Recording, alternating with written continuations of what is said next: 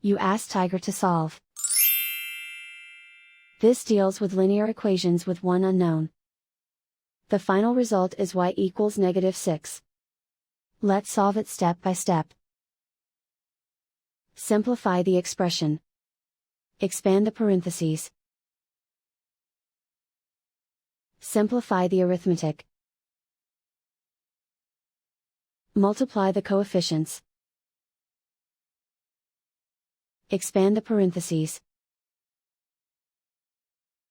Group like terms. Simplify the arithmetic. Group all y terms on the left side of the equation. Subtract 13y from both sides. Group like terms. Simplify the arithmetic. Group like terms. Simplify the arithmetic.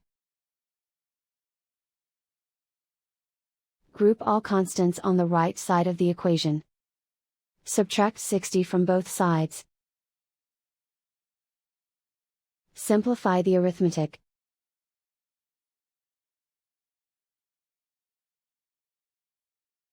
Isolate the y.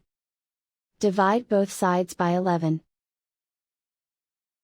Simplify the fraction. Find the greatest common factor of the numerator and denominator. Factor out and cancel the greatest common factor. And so the final result is y equals -6.